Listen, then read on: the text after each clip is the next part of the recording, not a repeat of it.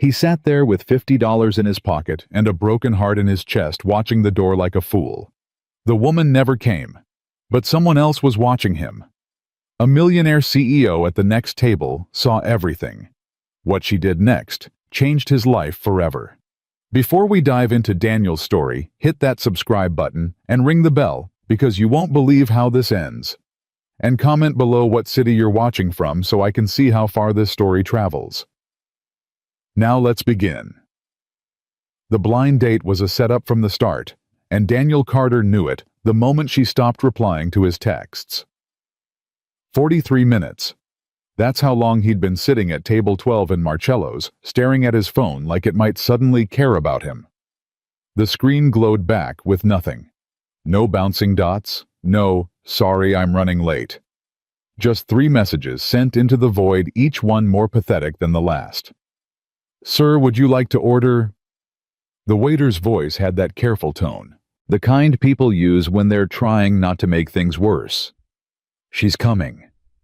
Daniel heard himself say it. Heard how hollow it sounded. "Of course, I'll check back." The couple 2 tables over whispered something. The woman glanced at him, then quickly looked away. Daniel wanted to stand up and shout, "Yeah, I got stood up. You want to take a picture?" But he didn't. He just sat there like an idiot, wearing his best shirt, the blue one, with the tiny coffee stain he'd tried to hide by buttoning his jacket all the way up. In October. In a restaurant where everyone else looked like they belonged. His phone buzzed. Finally. But it wasn't Sarah. "Mrs. Chen, Emma's asleep. You have fun, honey. Don't rush back." Don't rush back. Right. Because clearly he was having the time of his life. Daniel's thumb hovered over Sarah's name. Should he call? No. God, no. He'd already texted 3 times. 3 times was the international signal for desperate single dad nobody wants. The couple was still whispering. The hostess kept glancing at his table. Even the bartender looked sorry for him. $50. He'd budgeted $50 for tonight. Money that should have gone to Emma's winter coat, or the electric bill, or literally anything except sitting alone in a restaurant that charged $22 for pasta. "Maybe just water," Daniel said when the waiter circled back. "And the spaghetti, the marinara one." Good choice. Simple. Simple. Yeah. Story of his life. Alone again, Daniel did the math in his head. 22 plus tax plus tip, because his mama raised him right even if she didn't raise him rich. Call it 30. That left 20 for gas. $20 to get Emma to school for the next week. They'd make it work. They always did. His phone buzzed again. This time it was worse. Sarah's Instagram story. Posted 6 minutes ago. She was at the Merchant, a bar 3 blocks from here. Cocktail in hand. Friends laughing around her. Caption, "Girls' night because I deserve it." She didn't forget. She just didn't care. Daniel's hand shook as he locked the phone. Not from anger, from something worse. The kind of tired that starts in your bones and spreads until you can't remember what hope tasted like. 5 years. 5 years since Rachel died giving birth to Emma. 5 years of being both parents, both incomes, both everything. 5 years of watching other people have easy lives, while he mopped floors and counted pennies, and prayed Emma never felt poor. And he'd convinced himself that maybe Sarah from the teacher's lounge, who'd smiled at him during conferences and touched his arm and said, "We should get coffee," might actually see him as something other than invisible. Stupid. "You deserve better than this." The voice came from his left. Daniel looked up. A woman sat alone at table 9. Dark hair, sharp suit eyes that weren't looking at him with pity. Something else. Something that felt like she could see straight through his skull. "What?" "The woman you're waiting for. She's not coming." The woman took a sip of wine. "And you deserve better than pretending you don't know that." Daniel's face burned. "I don't know what you're talking about." "You've checked your phone 17 times in the last 20 minutes. You're wearing a shirt that's been ironed, but not quite right. There's a stain on your collar you tried to hide. You ordered the cheapest thing on the menu after sitting here long enough for everyone to know you've been stood up. She set down her glass. I'm not judging. I'm observing. Well, observe someone else. I could. She tilted her head. But then I'd miss watching you die inside. It's fascinating, actually, the way you keep hoping she'll walk through that door. Daniel's jaw clenched. Who are you? Victoria. She didn't offer her hand, just said her name like it explained everything. And you are. He should have ignored her, should have told her to mind her own business. But something about the way she said it, direct, honest, not mean, but not soft either, cut through every defense he had. Daniel? Well, Daniel, stop checking your phone. She's already moved on. You should too. You don't know anything about me. I know you're a father. Victoria nodded at his keychain on the table. The homemade one Emma made last Christmas with beads and yarn. I know you're working class. Those hands aren't from pushing paper. I know this date mattered to you because you're wearing cologne that doesn't match the rest of your clothes, which means you borrowed it. And I know she's not worth the $50 you brought tonight. Daniel stared at her. How did you... You counted out exact bills before putting your wallet away. Twice. Victoria turned back to her own table. Eat your pasta when it comes. Then go home to your kid. This restaurant isn't worth your dignity. Before Daniel could respond, she dismissed him. Just like that. Turned away and picked up her phone, like he'd stopped existing. The pasta arrived 5 minutes later. Daniel stared at it. $22 on a plate. His stomach growled, but his throat felt tight. He picked up his fork. Put it down. Picked it up again. His phone buzzed. Sarah. Hey, sorry, can't make it tonight. Something came up. Rain check. 5 words. Not even a real apology. Just 5 words that confirmed everything Victoria had said. He wasn't worth the effort. He never was. Daniel started typing. Sure, no problem. Deleted it. Typed, hope everything's okay. Deleted that too. Finally just turned off his phone and stabbed his fork into the spaghetti. It tasted like nothing. He was halfway through when the waiter appeared with something Daniel hadn't ordered. A bowl of soup. Minestrone. I didn't order this. Compliments of table 9. The waiter nodded toward Victoria, who wasn't looking at Daniel anymore. She was reading something on her phone, completely absorbed. Daniel's first instinct was to refuse. Send it back. Tell her to keep her charity. But his pride was already bleeding out on the floor, and the soup smelled good, and Emma needed him to save every penny he could. He ate the soup. It was better than the pasta. When Victoria stood to leave, she stopped at his table. Up close, she was taller than he expected.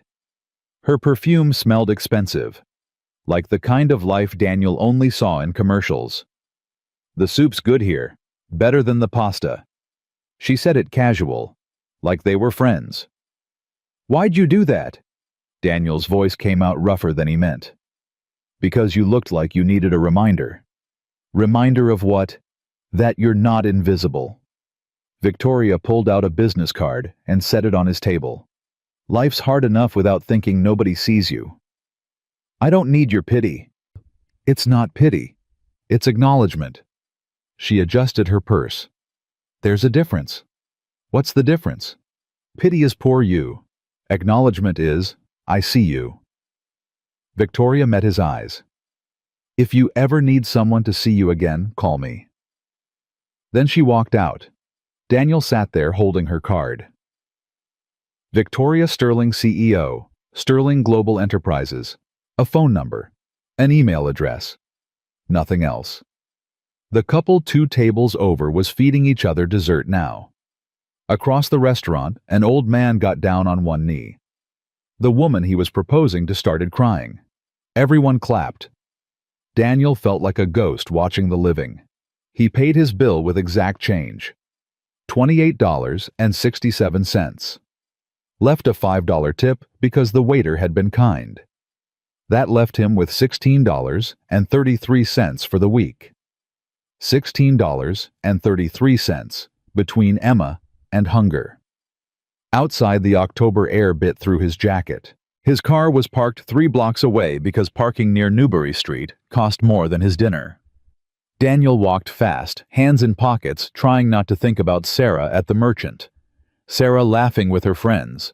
Sarah who never planned to show up. His phone buzzed one more time. Sarah. You're a great guy, Daniel. You'll find someone perfect for you. The heart emoji made it worse somehow. Daniel deleted the message without responding. The drive home took 23 minutes. 23 minutes of replaying the night. The waiting, the soup, Victoria's words. You're not invisible. But he was. He'd been invisible for 5 years. Ever since Rachel died and turned him into that sad single dad everyone felt sorry for, but nobody wanted to actually help. Mrs. Chen was watching a cooking show when he got home, volume low. How was it? She gathered her things, smiling like she expected good news. It was fine. She was nice. She didn't show. Daniel pulled out a 20 for babysitting. Thanks for staying late. Mrs. Chen's smile fell. Oh, honey, I'm sorry. It's fine. Really. But his voice cracked on the last word. Daniel. Mrs. Chen put her hand on his arm, the same way Rachel used to when she could tell he was breaking. You're a good man. A good father. That woman's a fool. Yeah. Emma kept asking about you. About the princess. Mrs. Chen shook her head. I told her some princesses take time to find. After she left, Daniel stood in his daughter's doorway and watched Emma sleep. 5 years old. 5 years of being the center of his universe. 5 years of doing everything right and still feeling like he was failing. Daddy? Emma's voice was thick with sleep, her eyes barely open. Yeah, baby. Did you have fun? Daniel's throat closed. Sort of. Did you bring me back a princess? She always asked that. Ever since he'd told her that someday he might meet someone who could be her new mommy. Someone who'd be like a princess, kind and magical and perfect. Not tonight, Em. That's okay, Emma yawned. Maybe next time. Maybe. Daddy? Emma's eyes were closing again. Mrs. Chen says tired is grown-up sad. Are you sad? No, baby, just tired. Okay, love you. Love you too. But after Emma fell back asleep, Daniel sat on the edge of her bed and let himself feel it. All of it. The humiliation, the loneliness, the crushing weight of being both parents and never enough. Rachel would have known what to do. Rachel always knew. He pulled out his phone and opened his photos. Scrolled back 5 years to the last picture he had of her. Hospital bed. Exhausted smile. Emma bundled in her arms. 3 hours before the hemorrhaging started. 3 hours before everything ended. I'm trying, Rach, Daniel whispered to the picture. I'm trying so hard. The picture didn't answer. In his own room, Daniel emptied his pockets. $16.33. Victoria's business card. His keys with Emma's homemade keychain. He should throw away Victoria's card. She was probably just being polite. Rich people did that sometimes. Made grand gestures that meant nothing the next day. But she'd bought him soup. She'd said he wasn't invisible. Daniel put the card in his bedside drawer and closed it. The next morning came at 6:15 with Emma bouncing on his mattress. Daddy, Daddy, it's library day. 5 more minutes, Em. You said that yesterday. Daniel dragged himself up. His back ached from yesterday's shift. His head ached from not enough sleep. His heart ached from everything else. Okay, I'm up.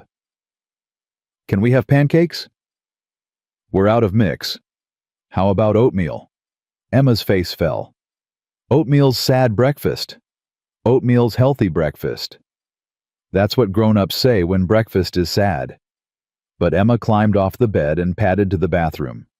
Can I have extra sugar? A little sugar. A lot sugar. medium sugar. At the kitchen table, Emma drew butterflies in her notebook, while Daniel made oatmeal and coffee and tried not to think about the $16 in his wallet.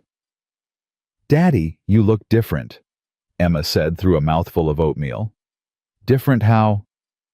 "Sad different, like when you miss Mommy." Daniel's spoon stopped halfway to his mouth. "I'm fine, baby.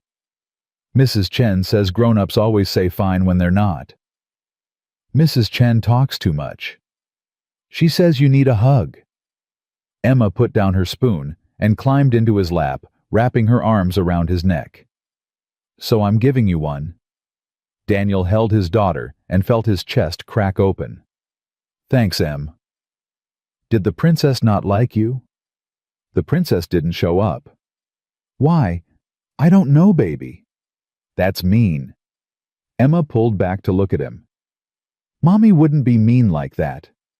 "No, she wouldn't. So we'll find a better princess. One like Mommy." "Yeah." Daniel kissed her forehead. "We'll find a better one." At school, Emma hugged him hard before running toward her classroom. "Love you, Daddy. Don't be sad today." "Love you too." Daniel's shift at Boston. General started at 8. 4 hours of mopping floors before lunch. 4 hours after.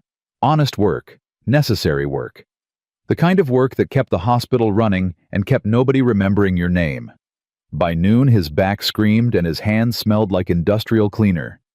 In the break room, he ate his peanut butter and jelly sandwich and checked his phone. No messages. Just a notification from his bank. Current balance $147.32. Emma's winter coat would have to wait another week, maybe 2. "Yo, Daniel." Marcus dropped into the chair across from him. "You look worse than yesterday. The date was that bad." "She didn't show." "Damn, that's cold." "Yeah." "You gonna try again?" Daniel took a bite of his sandwich. Chewed. Swallowed. "Probably not." "Don't give up, man. There's someone out there." "You keep saying that." "Because it's true." Marcus unwrapped his lunch. "My cousin found his wife when he was 42. 42. You're still young. I'm 34 with a 5-year-old and a dead-end job. I'm not anyone's dream. That's the depression talking. That's the reality talking." Marcus shook his head, but didn't argue. They ate in silence for a few minutes. Around them, the break room hummed with other people's conversations, other people's lives. "Hey," Marcus said finally. "My church is doing a thing this weekend. Community dinner, free food. You should bring Emma." "We're fine." "I didn't say you weren't. I said free food." Marcus pulled out a flyer. "Just think about it." Daniel took the flyer to be polite, but when Marcus left, he actually looked at it. Community Workshop Nutrition for Families. This Saturday, Sterling Global Enterprises Building. Free dinner included. Daniel's hand stopped. Sterling Global Enterprises. Victoria's company. He pulled her card from his wallet and stared at both pieces of paper. It couldn't be a coincidence. Boston was a big city, but not that big. "Just think about it," Marcus had said. Daniel thought about it through the rest of his shift. Thought about it while picking up Emma from aftercare. Thought about it while making boxed mac and cheese for dinner. Thought about it while Emma did homework and asked if they could get a pet butterfly. Butterflies don't make good pets, Em. Why not? They're meant to be free. Like princesses. Like princesses. After Emma went to bed, Daniel sat at his kitchen table with Victoria's business card in one hand and his phone in the other. He should just throw it away. She'd probably forgotten him already. Rich people did that. They had moments of kindness that meant everything to people like Daniel and nothing to them. But she'd bought him soup. She'd said he wasn't invisible. She'd given him her card. Daniel opened his email before he could talk himself out of it. Started typing. "Dear Ms. Sterling." He deleted it. Too formal. "Victoria. Better. Thank you for the soup last night." His finger hovered over the delete button. This was stupid. She didn't want to hear from him. But Emma's voice echoed in his head. "Don't be sad today, Daddy." Daniel kept typing. "I'm not sure why you helped me, but I wanted you to know it mattered. You made me feel human again. That's not something I can repay, but I wanted to acknowledge it. Also, I saw a flyer for a workshop at your company this Saturday. I'm thinking of bringing my daughter. I hope that's okay. Daniel Carter. He read it 3 times, added a period, removed the period, changed acknowledge to recognize, then changed it back. Finally, before he could chicken out, he hit send. The email whooshed away into the digital void. Daniel set down his phone and immediately regretted everything. She wasn't going to respond. She was a CEO. She probably had assistants who screened her emails. She probably got 100 messages a day from random people she'd shown basic kindness to. His phone buzzed. Daniel picked it up so fast he almost dropped it. Victoria Sterling. Daniel, good to hear from you. The workshop is perfect for families like yours. But don't come Saturday at 2 p.m. with everyone else. Come Friday at 5 p.m. Bring Emma. I want to show you something before the crowds arrive. And stop calling it repayment. Kindness isn't a transaction. V. Daniel read the message 4 times. Friday at 5 p.m. She wanted to see him again. Wanted to meet Emma. Wanted to show him something. His hands were shaking as he typed back, Friday at 5, we'll be there, thank you. 3 dots appeared immediately, then disappeared, then appeared again. Victoria Sterling. Don't thank me yet. You haven't seen what I'm going to ask you to do. Daniel stared at that message until his screen went dark. What had he just agreed to? And why did it feel like his life was about to change? Friday arrived faster than Daniel wanted. He picked Emma up from school at 4:30, her backpack dragging on the ground because she'd insisted on bringing every library book she owned. Where are we going again? Emma asked for the 3rd time. To meet someone. The soup lady? Daniel had made the mistake of mentioning Victoria once. Once. Now Emma wouldn't stop asking about her. Her name is Victoria. And yes. Is she the princess? She's just a friend, Em. But you said she bought you soup. Princesses do nice things like that. Emma climbed into her booster seat. In my book, the princess gives the knight soup when he's sad. That's a different kind of story. How? Because this is real life. Emma thought about that while Daniel buckled her in. Real life needs princesses too, Daddy. Daniel didn't have an answer for that. The Sterling Global Enterprises building stood downtown, all glass and steel and money. Daniel had mopped floors in buildings like this, had emptied trash cans in lobbies where people wore suits that cost more than his monthly rent, but he'd never walked through the front door like he belonged. Wow! Emma pressed her face against the car window. It's so shiny. Yeah. Are we allowed to go inside? We're invited. What if they know we're poor? Daniel's hands tightened on the steering wheel. We're not poor, Em. Madison says poor is when you can't buy new stuff. We never buy new stuff. We buy what we need. Madison has 3 American Girl dolls. I have 0. Madison's daddy is a lawyer. What's your daddy? I'm a maintenance technician. The fancy name for janitor that nobody believed. Emma was quiet for a moment. Then she said, I think that's better than a lawyer. Why?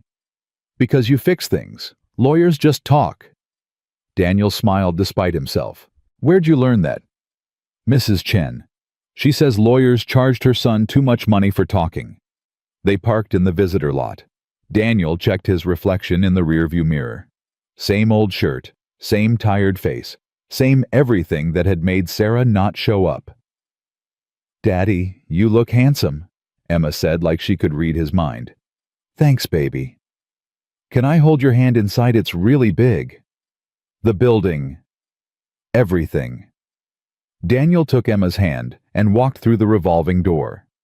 The lobby stretched up 3 floors, all marble and chrome and abstract art that probably cost more than his car. A fountain in the center played music somehow. Emma's eyes went wide. It's singing. It's water, Em. Water that sings. A security guard approached. Young guy, maybe 25, with a name tag that said Marcus. Different Marcus. Can I help you? I'm Daniel Carter. I have an appointment with Victoria Sterling. The guard checked his tablet. ID, please. Daniel handed over his driver's license, acutely aware of how bent the edges were. The guard scanned it and handed it back. 15th floor. Ms. Sterling is expecting you. He gave Emma a visitor sticker shaped like a star. For you, little miss. Emma beamed. I'm a star. The elevator played soft jazz. Emma hummed along, swinging Daniel's hand. When the doors opened on the 15th floor, Victoria was waiting. She looked different than she had at the restaurant. Less severe somehow. She'd traded her suit jacket for a cardigan, her heels for flats. Her hair was down. Daniel, she smiled. Then looked at Emma. And you must be the famous Emma. Emma hid behind Daniel's leg. How do you know I'm famous? Your daddy told me about you. He did. He said you're the smartest 5-year-old in Boston. Emma peeked out. Did he say prettiest too? He didn't have to. I can see that for myself. Emma fully emerged, chin up. I like your sweater. I like your star sticker. Mom. The guard gave it to me because I'm important. Victoria laughed. Well, you are. Come on. I want to show you something. They followed Victoria down a hallway lined with photos. Company milestones. Product launches. Victoria shaking hands with people Daniel vaguely recognized from news clips. How big is your company? Emma asked. Pretty big. How big is pretty big? Emma, Daniel warned. It's okay. Victoria stopped at a door. We have about 3,000 employees across 12 countries. Emma's eyes widened. That's more than my whole school. Probably more than your whole neighborhood. Victoria opened the door. But we started small. This is where it began. The room wasn't what Daniel expected. No conference table, no sleek furniture. Just a large space with windows overlooking the city, and in the center a kitchen. An actual working kitchen with industrial appliances and a long counter covered in ingredients. You cook? Daniel asked. Not anymore, but I used to. Victoria walked to the counter. My mother was a lunch lady. Did you know that? Daniel shook his head. 30 years in public school cafeterias. She'd come home exhausted, smelling like industrial food and disappointment. But she'd still make dinner for us. Real dinner. Not the processed stuff she served at work. Victoria picked up a tomato. She used to say the worst part wasn't the low pay or the long hours. It was watching kids eat garbage and knowing their parents couldn't afford better. Emma tugged Daniel's hand. What's garbage food? Food that's not healthy, Victoria said. The kind that's cheap but makes you feel bad. Like gas station hot dogs.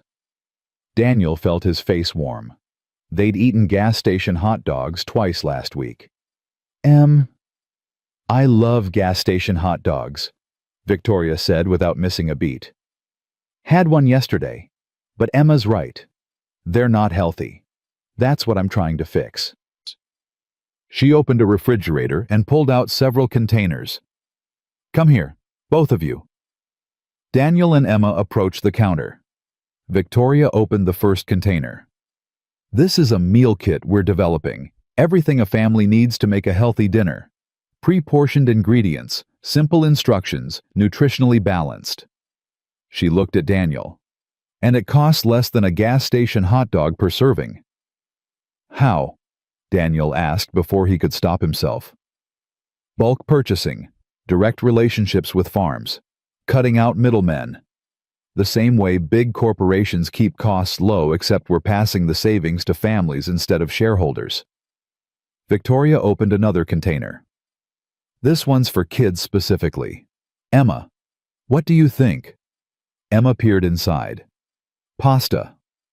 Whole grain pasta with vegetables hidden in the sauce, designed by a pediatric nutritionist who has 3 picky eaters at home. Victoria smiled. She knows the struggle. Why are you showing us this? Daniel's voice came out quieter than he meant. Victoria closed the containers and turned to face him fully. Because tomorrow we're launching this at the workshop. 50 families are coming to learn about it. Nutritionists will teach them how to use it. We'll send them home with a week's worth of meals. Free. That's incredible. It's a start. But Daniel, I need something from you. Victoria leaned against the counter. I need you to speak. Daniel's stomach dropped. What? Tomorrow, at the workshop. I need you to tell your story. I don't have a story. Yes, you do. You're a single father working a demanding job, raising a daughter alone, trying to keep her fed and healthy on limited income. That's the exact story these families need to hear. No. Daniel shook his head. No way. I'm not standing in front of 50 people and what? Telling the truth. Being honest about struggle. Victoria's voice wasn't harsh, but it wasn't soft either. You think you're the only one who feels invisible. You think these families don't need to hear that someone like them, someone who gets it, thinks this program matters. Find someone else. I don't want someone else. I want you. Why? Because when you sat in that restaurant, you didn't make excuses. You didn't blame anyone. You just sat there with your dignity intact, even when you had every reason to fall apart. That's the kind of strength these families need to see. Emma pulled on Daniel's shirt. Daddy, what's she talking about? Daniel crouched down to Emma's level.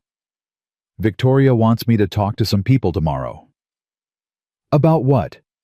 About us. About how we eat and stuff. Emma tilted her head.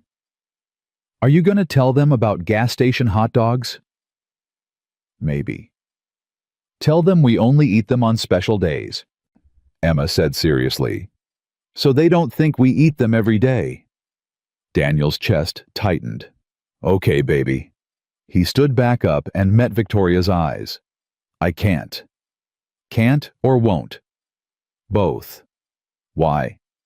Because standing in front of people and admitting I can barely afford to feed my kid isn't exactly my idea of a good time. Daniel kept his voice low so Emma wouldn't hear the crack in it. Victoria was quiet for a moment. Then she said, Do you know why I started this company? To make money.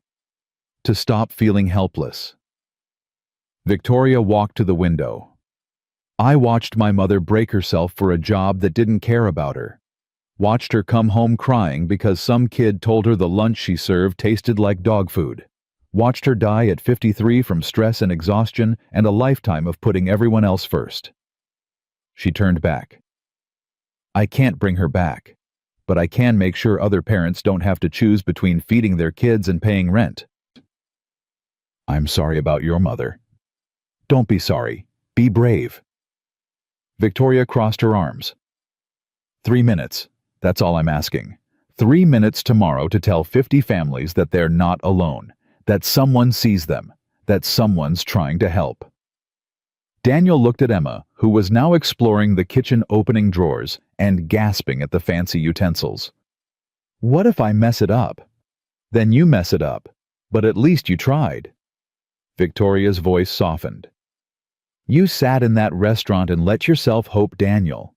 Even when you knew it was probably pointless. That's not weakness. That's courage. That's stupidity.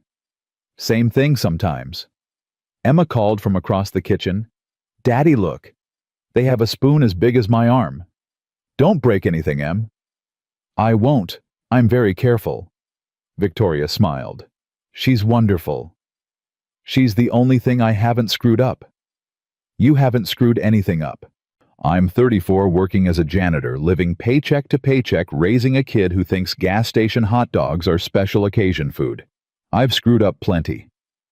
You're 34, working an honest job, raising a daughter who's smart and kind and knows that love matters more than American Girl dolls. That's not screwing up. That's succeeding against terrible odds. Daniel didn't know what to say to that. Didn't know how to explain that every day felt like drowning. That he was so tired of being strong. That he just wanted one thing, one single thing to be easy. I'll think about it, he said finally. That's all I ask. Victoria checked her watch. Have you two eaten? We were gonna grab something after. Grab something here. Victoria headed for the door. I'll order dinner. What does Emma like? You don't have to. I'm not asking if I have to. I'm asking what she likes. Emma appeared at Daniel's elbow. I like chicken nuggets, the dinosaur kind. Done. Daniel. I'm fine with anything. That's not an answer. Surprise me. 20 minutes later, they sat at a small table in Victoria's office. Emma had dinosaur nuggets, apple slices, and chocolate milk. Daniel had some kind of gourmet sandwich he couldn't pronounce, but tasted incredible. Victoria had a salad she barely touched. Why don't you eat? Emma asked through a mouthful of nuggets. Emma manners, Daniel said. It's okay. Victoria smiled. I ate earlier, but I like watching people enjoy food. My mother was the same way. Is your mommy in heaven like my mommy? Daniel nearly choked on his sandwich. Em, you can't just... Yes, Victoria said simply. She is. Do you miss her? Every day. Me too. Emma dipped a nugget in ketchup. Sometimes I forget what she looks like. Is that bad? Victoria's expression softened. No, sweetheart.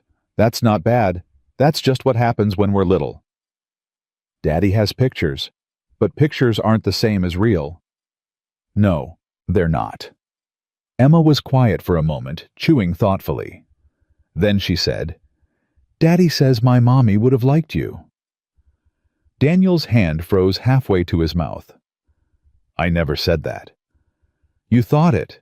I saw your face. Emma turned to Victoria. He makes thinking faces. Victoria laughed. It was the first real laugh Daniel had heard from her. Not polite, not measured, just genuine. I make thinking faces too, Victoria said. What do they look like? Like this. Emma scrunched up her face. Except older. Emma, what you do. Victoria laughed harder. Daniel found himself smiling despite his embarrassment. After dinner, Victoria gave them a tour. She showed them the testing lab where products were developed, the packaging department where everything was checked for quality, the shipping area where orders went out. How many people does this feed? Daniel asked. Right now, about 10,000 families a month, but we're growing. Next year we want to hit 100,000. That's a lot of hot dogs prevented. Victoria said it serious, but her eyes smiled. Emma had been holding Daniel's hand the whole tour, but when they reached the main office floor, she suddenly let go and walked up to Victoria. Can I hold your hand instead? Daniel's heart stopped. Em, you can't just... It's okay. Victoria held out her hand. Emma took it without hesitation. They walked through the office like that, Victoria pointing out different departments, Emma asking 1,000 questions, Daniel following behind watching his daughter bond with a woman she'd met an hour ago. It should have bothered him, should have triggered every protective instinct he had, but instead it just felt right. When they reached the elevator, Emma hugged Victoria's leg. Thank you for the dinosaur nuggets. You're welcome. Thank you for being my friend. We're friends now. If you want to be. Yes. Emma looked up at Daniel. Daddy, we made a friend. I see that. In the elevator going down, Emma wouldn't stop talking. Did you see all the computers, and the big room with the food, and Victoria's shoes that matched her sweater? She's so pretty, Daddy, and nice, and she has a big spoon. She does have a big spoon. Do you think she's lonely? The question caught Daniel off guard. What? Victoria. She has a big office, but nobody was in it, just her. That seems lonely. Daniel thought about Victoria sitting alone at table 9, watching him fall apart, buying him soup. Maybe. We should invite her over. Emma said it like it was obvious. She's very busy. Busy people get lonely too. Mrs. Chen says her daughter is a doctor and she's always busy and always lonely. Mrs. Chen needs to stop sharing so much with you. She says I'm a good listener.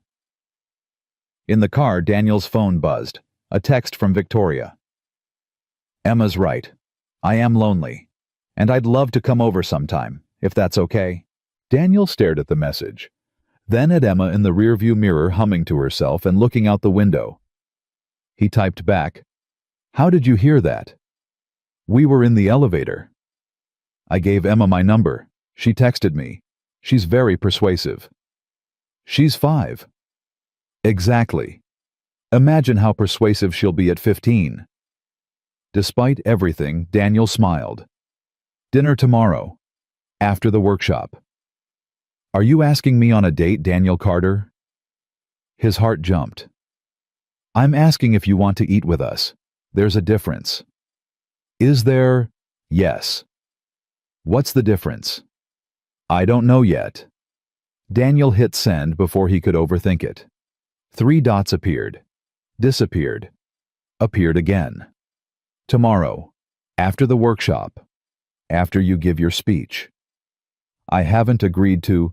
"You will, because Emma will convince you, and you can't say no to her." She was right. Daniel couldn't say no to Emma, which is why later that night, after Emma was asleep, he sat at his kitchen table and tried to write 3 minutes worth of words about his life. It was harder than he expected. Every sentence felt too personal, too raw, too much like admitting defeat. "I'm a single father struggling to make ends meet." Delete. "My daughter and I live paycheck to paycheck." Delete. "Sometimes I'm not sure we're going to make it." Delete, delete, delete. His phone buzzed. Victoria again. "Stop overthinking. Just tell them about the restaurant, about the $50, about Emma asking if you found her a princess. Tell them the truth. That's all anyone wants." "How do you know I'm overthinking?" "Because you've been typing and deleting for 47 minutes. I can see the read receipts." Daniel laughed despite himself. "Are you watching me write this?" "I'm encouraging you to write this. There's a difference." "You keep saying that." "Because it keeps being true. Now stop texting me and write something. Anything, even if it's terrible." Daniel set down his phone, picked up his pen, started writing. "My name is Daniel Carter. I'm a father. I'm a janitor. And last week I spent $50 I didn't have on a date with a woman who never showed up." He kept writing. About the restaurant, the soup, Victoria's words, Emma's questions, the gas station hot dogs, the electric bill, the constant crushing weight of trying to be enough. By midnight, he had 3 pages. Way more than 3 minutes. But it felt good to get it out. Felt like lancing a wound. His phone buzzed one more time. Victoria. "Sleep well, Daniel. Tomorrow's going to change things. Trust me." Daniel looked at those words for a long time. Then he wrote back, "I hope you're right." Because the truth was he was tired of things staying the same. Tired of being invisible. Tired of just surviving. Maybe it was time to start living, even if it scared him. Especially if it scared him. Saturday morning came with Emma jumping on his bed at 7. Is it today? Is it the talk day? Daniel groaned and pulled the pillow over his face. "It's too early, Em. You said we had to be there at noon. That's 5 hours. We need 5 hours to get ready. We need 30 minutes to get ready. But I need to pick my outfit and do my hair and practice my listening face." Emma pulled the pillow off him. "Mrs. Chen says listening faces are very important." Daniel sat up. His 3 pages of writing sat on the nightstand folded and refolded so many times the creases had gone soft. He'd read them 17 times before finally falling asleep at 2. Okay, I'm up." Emma clapped. "Can I wear my butterfly dress?" "It's October, baby. You'll freeze." "What if I wear my jacket over it?" "Then you'll look like a butterfly wearing a jacket." "Exactly." Emma ran out of the room. "That's the point." By 11:30, they were in the car. Emma, in her butterfly dress and winter jacket hair in 2 braids she'd insisted on doing herself. They looked crooked. Daniel didn't have the heart to fix them. "Are you nervous?" Emma asked. "A little." "Mrs. Chen says being nervous means you care. Mrs. Chen's very wise. She also says sometimes you have to do things even when you're scared, like when she had to get her tooth pulled. She was scared, but she did it anyway, and now she can eat apples again." Daniel glanced at her in the mirror. "When did she tell you that?" "Yesterday. She came over to bring us cookies while you were at work. She says you work too much." "She said that to you?" "She said it to the cookies, but I was there so I heard it." Emma swung her legs. "I think she's right. You're always tired, Daddy." "I'm okay, Em." "That's what you always say." They pulled into the Sterling Building parking lot. It was already half full. Families unloading from minivans and sedans, kids running around, parents looking both hopeful and exhausted in that universal way Daniel recognized immediately. "There's a lot of people." Emma's voice got smaller. "You nervous now?" "A little." "That means you care." Emma smiled. Mrs. Chen's smart. Inside, the lobby had been transformed. Tables everywhere with registration forms and name tags. Volunteers in Sterling Global shirts directing traffic. The fountain was still singing, but now there were balloons tied to it. Victoria appeared from somewhere wearing jeans and a Sterling Global shirt. Daniel had never seen her in jeans. She looked younger, more real. "You came." She said it like she'd been worried he wouldn't. "I came. Did you write something?" Daniel patted his pocket. 3 pages. "That's way more than 3 minutes. I got carried away." "Good. Passion is better than polish." Victoria crouched down to Emma's level. "Love the braids." "I did them myself." "I can tell. They're perfect." "They're crooked." "Perfect can be crooked." Victoria stood back up. "Registration is at table 3. After that, the main presentation is in the auditorium.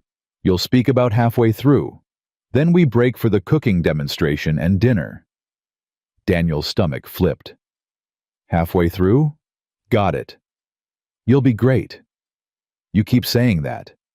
"Because it keeps being true." Victoria touched his arm. Just briefly. Just enough to send electricity through his entire nervous system. "I need to go coordinate some things, but I'll be watching. Both of you." After she left, Emma tugged Daniel's sleeve. "She touched your arm."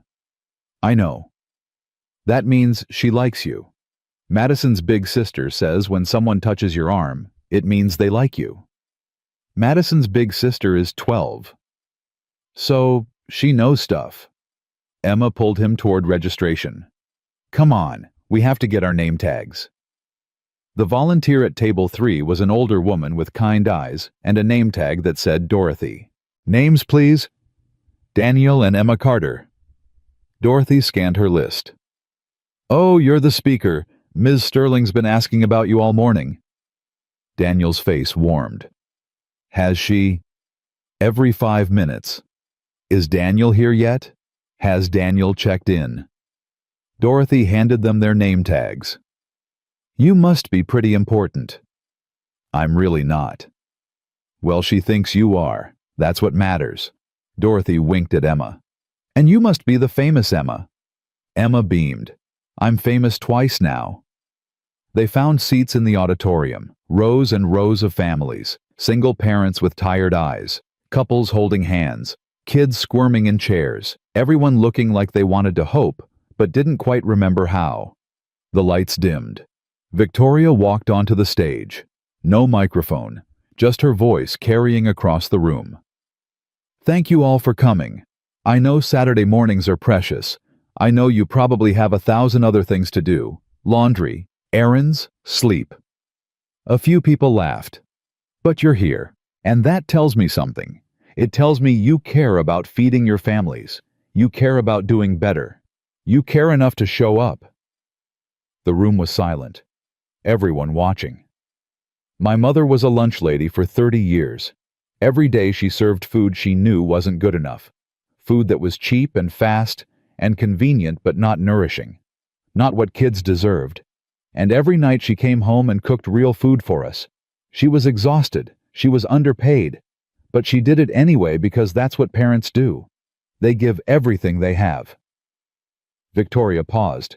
Daniel saw her hands shake slightly. She died 5 years ago. Heart attack at 53. The doctor said it was stress. I say it was a system that made her choose between feeding strangers' kids and taking care of herself. Victoria's voice got stronger. I can't bring her back, but I can try to fix the system that broke her. That's why we're here. That's why Sterling Global created this program. She explained the meal kits, the nutrition, the cost, the goal of making healthy food accessible. People nodded. Some took notes. A few wiped their eyes. But I'm not the person you need to hear from. Not really. I'm someone who grew up poor but isn't anymore. Someone who remembers struggle but doesn't live it daily. So I've asked someone else to speak. Someone who's in the middle of it right now. Someone who knows exactly what you're facing. Victoria looked directly at Daniel. Daniel Carter, would you come up here, please? Daniel's legs moved before his brain caught up. Emma squeezed his hand. You got this, Daddy. Then he was walking. Down the aisle. Past 50 families. Up the steps. Onto the stage where Victoria stood waiting. She handed him a microphone, whispered, Just tell the truth, that's all. Then she stepped back, and Daniel was alone. He pulled out his 3 folded pages, unfolded them, stared at his handwriting. I'm not good at this. His voice came out shaky. Public speaking. I'm better at mopping floors. That's what I do. I'm a janitor at Boston General Hospital. Someone in the 3rd row nodded. Daniel focused on them. Last Saturday I went on a blind date. First one in almost a year. I wore my best shirt, ironed it 3 times, budgeted $50. That's what I could afford after rent and bills and my daughter's school stuff. He glanced at Emma. She was watching him with huge eyes. The woman never showed. She forgot about me. Or maybe she didn't forget.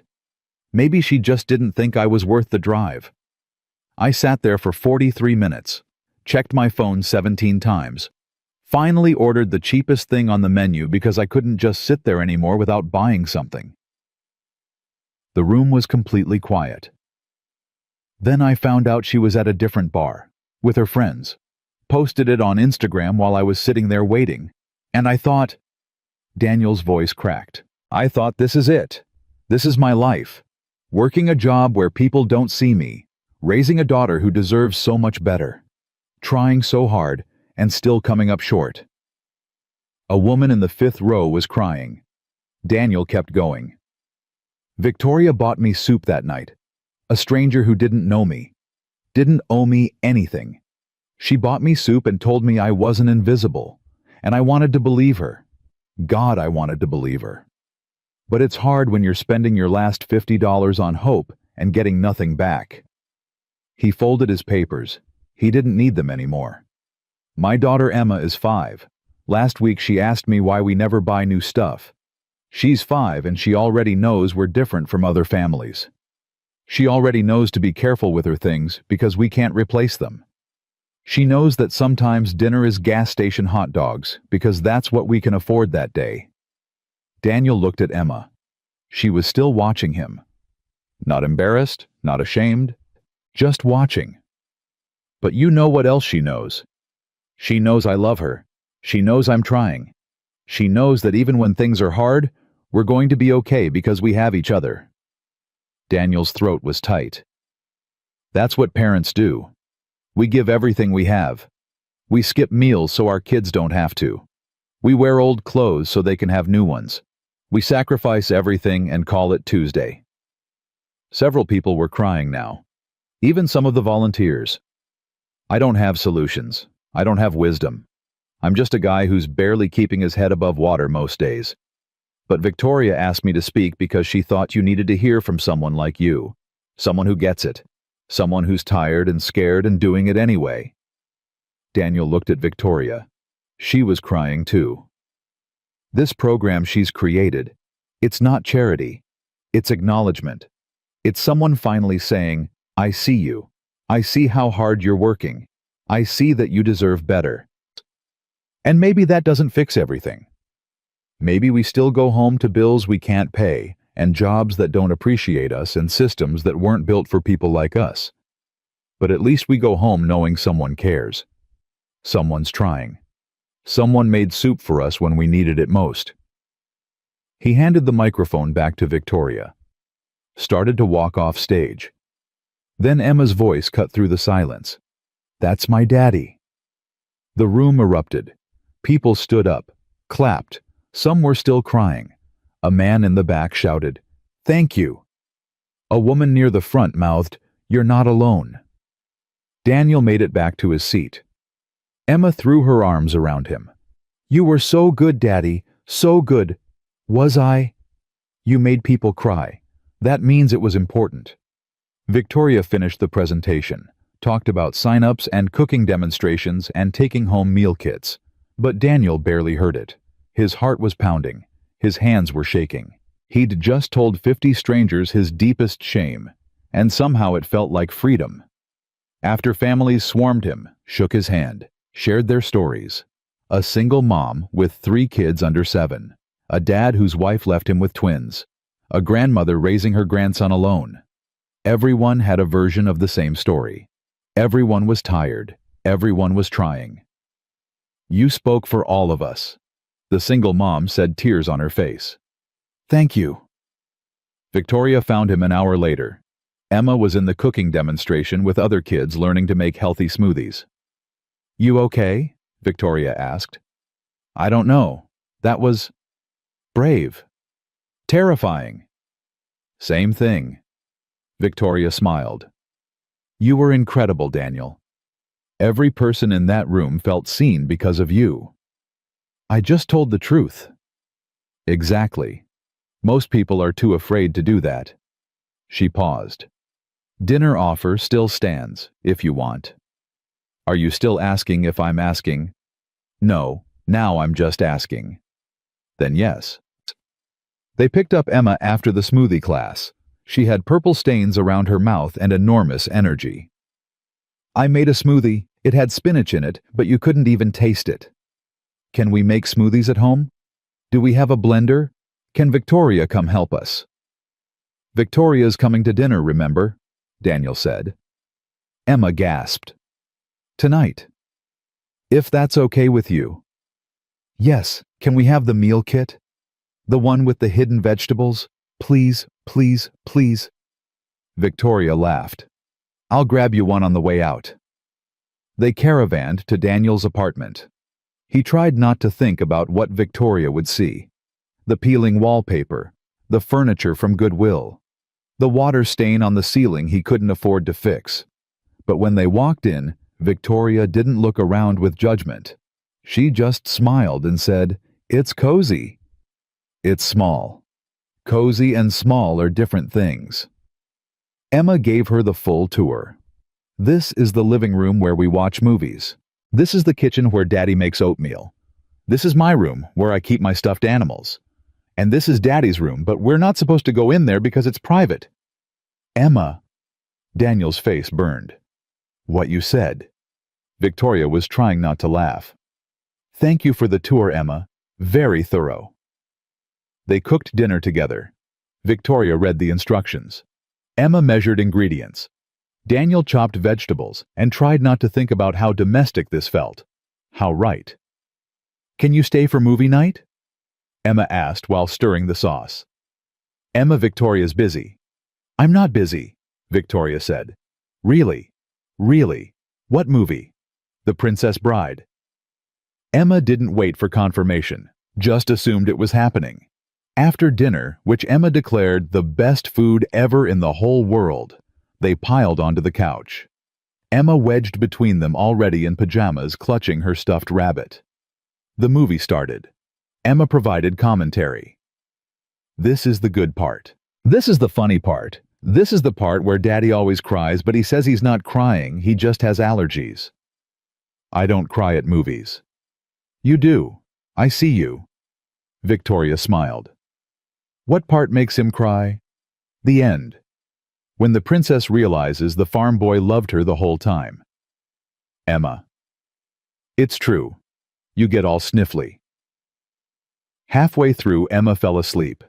Her head on Victoria's shoulder, Rabbit clutched to her chest, breathing soft and even. Should I move her? Daniel whispered. No, she's fine. Victoria adjusted slightly, so Emma was more comfortable. She's wonderful, Daniel. You're doing an amazing job with her. Most days I feel like I'm failing. Most days all parents feel like that. But look at her. She's happy, confident, kind. You did that. Rachel did that. I'm just trying not to mess it up. Victoria was quiet for a moment. Then she said, Can I tell you something? Yeah. When I saw you at Marcello's sitting there alone, I almost didn't say anything. Almost let you have your private moment. But then I saw your face when you checked that Instagram story. You looked like I felt when my mother died, like the world had confirmed your worst fear about yourself. Daniel's throat tightened. What fear? That you're not enough, that you don't matter, that you're easy to forget. Victoria looked at him. And I couldn't let you sit there believing that, because it's not true. You matter, Daniel. You matter so much. You don't even know me. I know you spent your last $50 on hope. I know you wrote 3 pages at midnight because you wanted to help people. I know your daughter feels safe enough to fall asleep on a stranger because you've taught her the world can be good. I know enough. Daniel didn't know what to say. Didn't know how to explain that every word she said was cracking something open inside him, something he'd kept locked for 5 years. Why are you being so kind to me? Because kindness isn't something we're supposed to ration, Daniel. It's something we're supposed to waste on people. Spend it freely. Give it away constantly. My mother taught me that. And if I've learned anything since she died, it's that small acts of kindness are the only things that survive us. Soup. Soup. And showing up. And telling someone they're not invisible. Victoria brushed a strand of hair from Emma's face. And falling asleep on couches during The Princess Bride. They watched the rest of the movie in silence, Emma snoring softly between them. The apartment dark except for the TV glow. And for the first time in 5 years, Daniel felt something other than tired. He felt possible. When the credits rolled, Victoria carefully extricated herself from Emma. I should go. Let you put her to bed. Daniel picked up Emma. She stirred but didn't wake. Thank you. For today. For all of it. Thank you for being brave. Victoria grabbed her purse. Same time next week. What did ye? Dinner? Movie? Emma falling asleep halfway through. I liked it. Want to do it again. Daniel's heart hammered. Are you asking me on a date? I'm asking if you want to spend time with me. There's a difference. Is there? Yes. What's the difference? Victoria smiled. I don't know yet, but I'd like to find out. After she left, Daniel carried Emma to bed, tucked her in, kissed her forehead.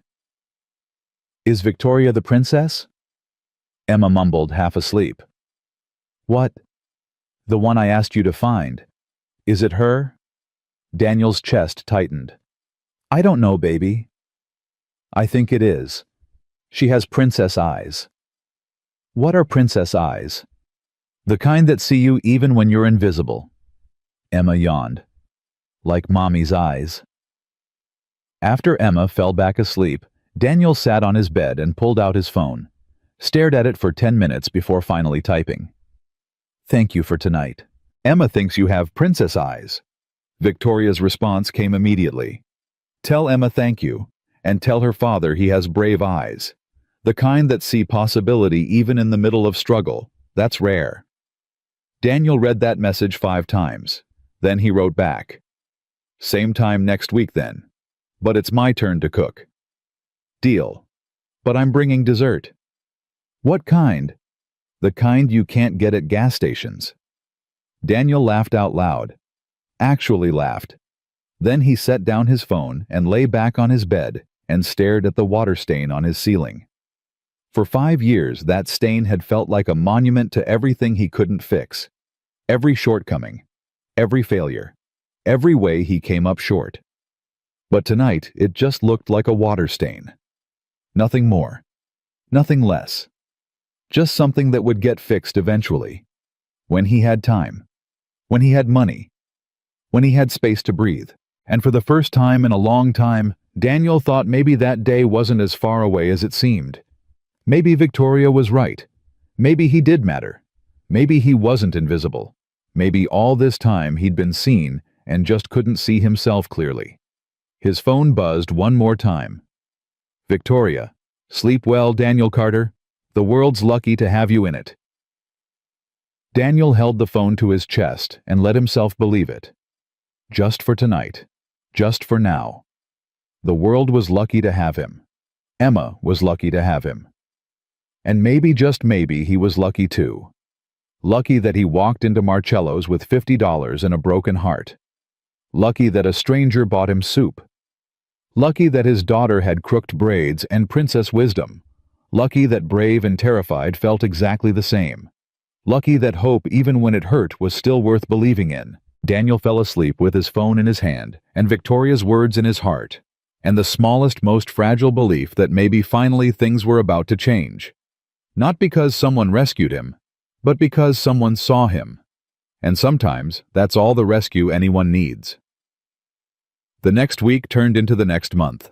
Friday nights became their ritual. Daniel would cook. Victoria would bring dessert.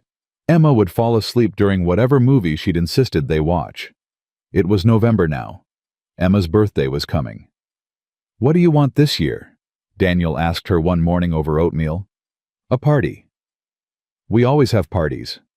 "A real party, with friends from school, and cake, and decorations, and Victoria." Daniel's spoon paused halfway to his mouth. "Victoria comes to our Friday dinners." "But I want her at my party, the official one." Emma kicked her legs under the table. "Can she come? Please." "I'll ask her." "You'll ask, or you'll do. When did you get so pushy? Mrs. Chen says, women have to be pushy or nobody listens." Emma took another bite. "Is Victoria your girlfriend yet?" Daniel nearly choked. "What?" "Madison says when grown-ups have dinner every week they're dating, and dating means girlfriend-boyfriend. Madison needs to mind her business." "So she's not your girlfriend?" "It's complicated, Em." "That means yes, but you're scared to say it." Emma said it matter of fact. "It's okay to be scared, Daddy. Mrs. Chen says love is always a little bit scary." "We're not talking about love." "Why not?" "Because it's too soon." "How long is not too soon?" "I don't know, baby." "Then how do you know it's too soon now?" Emma finished her oatmeal and put her bowl in the sink. "You should tell her you like her. Boys are supposed to tell girls. That's what the movies say." After Daniel dropped Emma at school, he sat in his car for 10 minutes staring at his phone. Finally, he texted Victoria. "Emma wants to know if you'll come to her birthday party next Saturday." 3 dots appeared immediately. "I'd be honored. What does she want for her present?" "She hasn't said, but knowing Emma, probably something ridiculous like a unicorn." "I'll see what I can do about the unicorn." Daniel smiled. Then, before he could stop himself, he typed something else. "She also asked if you're my girlfriend." The 3 dots took longer this time. Disappeared. Reappeared. "What did you tell her?" "That it's complicated." "Is it?" Daniel's heart hammered. "I don't know. Is it? Do you want it to be?" "I don't know what I want." That was a lie. He knew exactly what he wanted. He just didn't know if he was allowed to want it. "That's okay. We don't have to label it. We can just be whatever we are." "What are we?" "2 people who like spending time together, who make each other laugh, who both love a 5-year-old with crooked braids and strong opinions." Victoria sent another message. "Is that enough for now?" Daniel read it 3 times. Yeah, that's enough. But that night, while Emma was asleep and Daniel was washing dishes, his phone rang. Not a text. An actual call. From a number he didn't recognize. Hello? Is this Daniel Carter? A woman's voice, professional. Yeah. Who's this? My name is Patricia Morris. I'm the director of the Medical Technician Training Program at Oregon Health Sciences University. I'm calling because you were referred to us by Boston General Hospital. They said you'd expressed interest in our accelerated certification program. Daniel's hand froze on the dish he was washing. What? The program is a 1-year intensive training. Upon completion, you'd be a certified medical technician with placement assistance. We're offering you a full scholarship pending your interview. I didn't apply for this.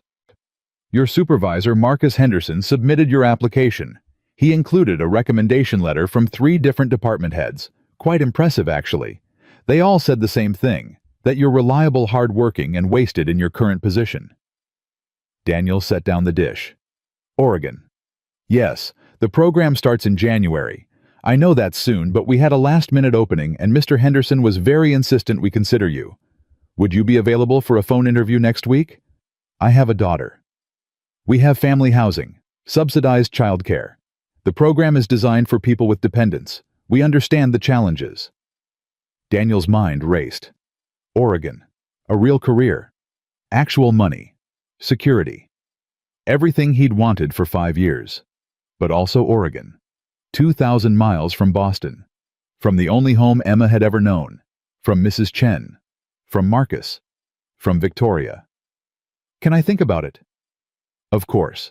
But I'll need an answer by next Friday. The interview spots are filling up quickly.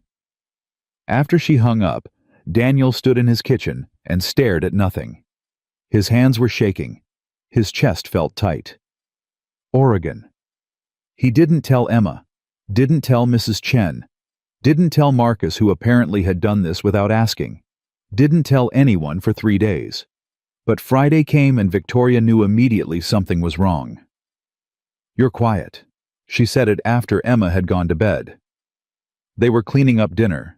Daniel washing, Victoria drying. The routine they'd fallen into. Just tired. Don't do that. Do what? Pretend you're fine when you're not.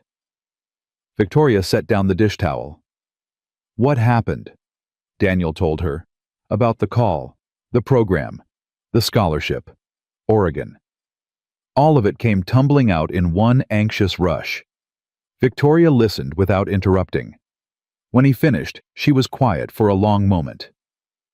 That's incredible, Daniel. It's Oregon. I know. That's 2,000 miles away. I know that too. I can't just leave. Emma has school here, friends, Mrs. Chen, you. His voice cracked on the last word. Victoria turned to face him fully. What do you want me to say? I don't know. Tell me it's crazy. Tell me I shouldn't go. Tell me... He stopped, couldn't finish. Tell you to stay for me. Victoria said it gently. Is that what you want? No, yes, I don't know. Daniel ran his hand through his hair. This is exactly what I've been working toward. A real career, better money, security for Emma, everything I wanted, and I got it. I finally got something, and it means leaving everything else behind. Not everything. You'd be taking Emma, taking your future, taking the chance to build something better. But I'd be leaving you, right when we're... whatever we are. Victoria smiled sadly. You can't build your life around someone you've known for 6 weeks, Daniel. Why not? Because that's not fair to either of us. You'll resent me eventually. For being the reason you didn't take the opportunity. I wouldn't. You would. Maybe not right away. Maybe not for years. But one day, you'd look at Emma and wonder what life would have been like if you'd been able to give her more. And you'd remember that you had the chance, and you gave it up for a woman you barely know. I know you. You know what I show you. There's a difference. Victoria picked up the dish towel again. You have to go, Daniel. Just like that. You're not going to fight for this. Fight for what? For you to stay in a city where you're struggling, where you're exhausted, where you're barely making it work. That's not love, Daniel. That's selfishness. So what is love then? Victoria's eyes filled with tears. Loving someone means not clipping their wings, even when you want to, even when it hurts, especially when it hurts. Daniel felt something break in his chest. I don't want to go. I know. But I have to. I know that too. Victoria wiped her eyes. When's the interview? Next Tuesday. Then let's not waste the time we have left talking about goodbyes. Let's just be here, right now, for however long we get. Emma's birthday party came that Saturday. 10 kids from school running around their tiny apartment. Streamers Victoria had brought. A cake shaped like a butterfly that probably cost more than Daniel's weekly grocery budget. Emma wearing her butterfly dress without the jacket, because inside it was warm and safe. Make a wish, the kids shouted.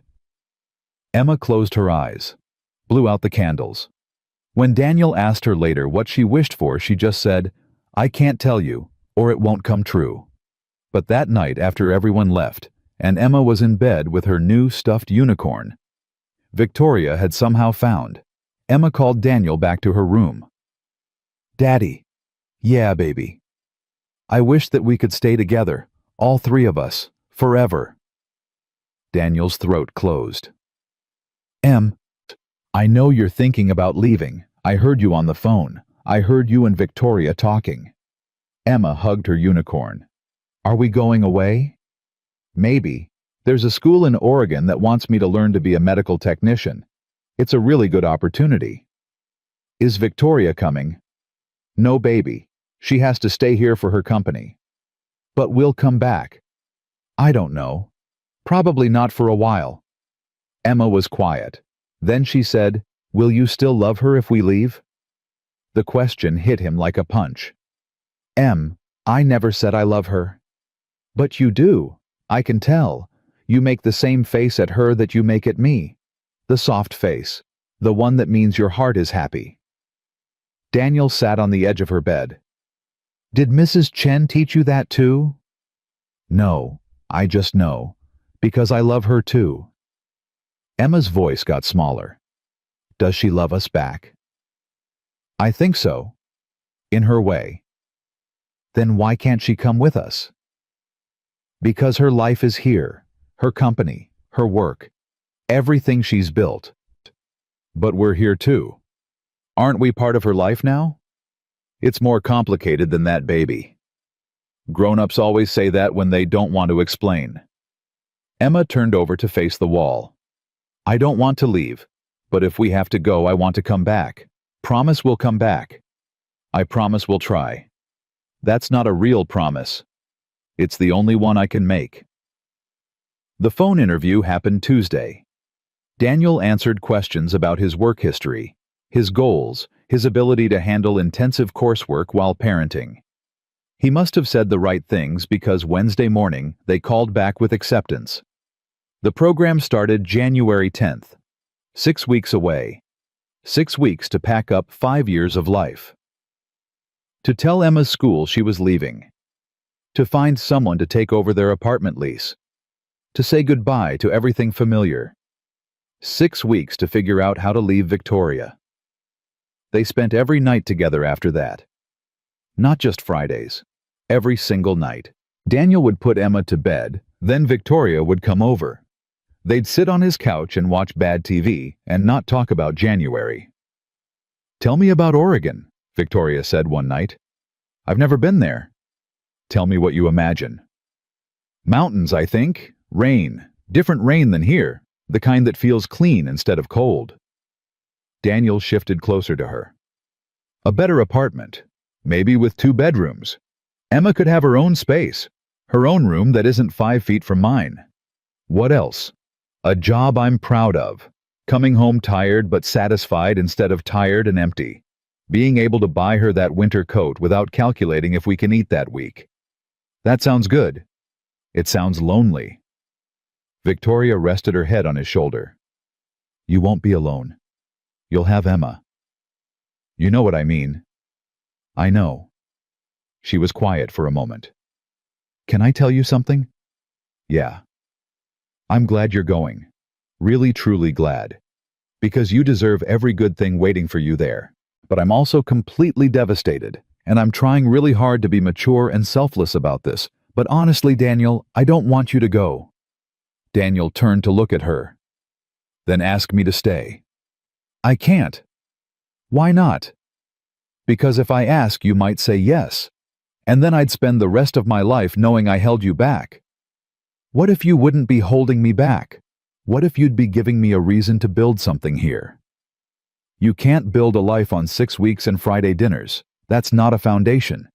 That's just the beginning of something that didn't get time to become real. It feels real to me. It feels real to me too. But feelings aren't enough. Not for this. Not for uprooting your daughter's whole world. Victoria pulled away slightly. You have to go, and I have to let you. That's what love looks like sometimes. Letting go. You said love. I know what I said. Say it again. Daniel, say it. Please. I need to hear it once before I leave. Victoria's eyes filled with tears. I love you. I love Emma. I love the way you make oatmeal special, and the way she falls asleep on my shoulder during movies, and the way you look at me like I'm not just a CEO, but a person. I love all of it. And I love you enough to want better for you than what Boston can give you right now. Daniel kissed her. Actually kissed her.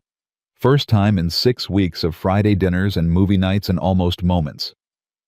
He kissed her and she kissed him back, and they both cried because it felt like hello and goodbye at the same time. When they pulled apart, Victoria whispered, "We have 6 more weeks. That's not enough time. So let's not waste it being sad about January. Let's just be here, now, for whatever time we get." They told Emma together the next day after school. We're going to Oregon in January, baby. Emma looked from Daniel to Victoria. Is Victoria coming? No, sweetheart. Victoria knelt down to Emma's level. I have to stay here. But we're going to stay in touch. Video calls, letters, pictures. You can tell me everything about Oregon. But you won't be there. No, I won't. Why not? Because my company is here. My work is here. And your daddy needs to go to school there. Sometimes people who love each other have to be in different places for a while. Emma's eyes filled with tears. How long is a while?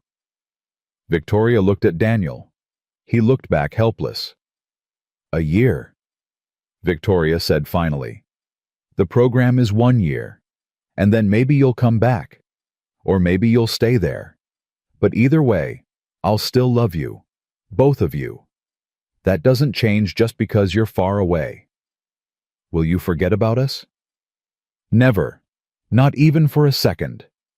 Victoria pulled Emma into a hug. You're stuck with me, kiddo. Distance or no distance. Promise? Promise. That night, Emma made Victoria pinky promise. Then she made a paper chain with 365 links, one for every day of the year. We'll tear one off every day, Emma explained. And when they're all gone, we can come back to Victoria. Daniel didn't have the heart to tell her that's not how it worked. That after a year, everything might be different. That Oregon might become home. That Victoria might move on. That life didn't pause just because you wanted it to. Instead, he just said, "That's a good idea, baby." Christmas came. Victoria bought Emma presents Daniel couldn't afford. Art supplies, books, a necklace with a butterfly pendant. So you can remember that butterflies travel far, but they always know where home is. Victoria fastened it around Emma's neck. Are you my home? Emma asked. Home is wherever the people who love you are. So yes, I'm one of your homes, and you're one of mine.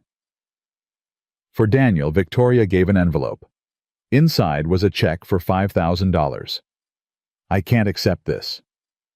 Yes, you can. It's for moving expenses. deposits, getting Emma settled. Whatever you need. Victoria, this is too much. It's not nearly enough, but it's what I can give you right now. She folded his hand around the check. Let me do this. Please. Let me help. Daniel's vision blurred. I don't know how to thank you. Be happy. Succeed. Build the life you deserve. That's all the thanks I need. New Year's Eve. They didn't go to any parties. Just stayed in Daniel's apartment. Watched the ball drop on TV. Emma fell asleep at 11. Daniel carried her to bed. When he came back, Victoria was crying. 10 more days, she said. I know. I don't know how to do this. Me neither. They held each other until midnight, kissed when the countdown ended, whispered, Happy New Year, like it was both a celebration and a funeral. The last Friday night, Emma insisted they watch The Princess Bride again. She fell asleep during the fire swamp scene. Daniel carried her to bed, then came back to find Victoria packing up the leftover food. You don't have to clean up. I want to. One last time.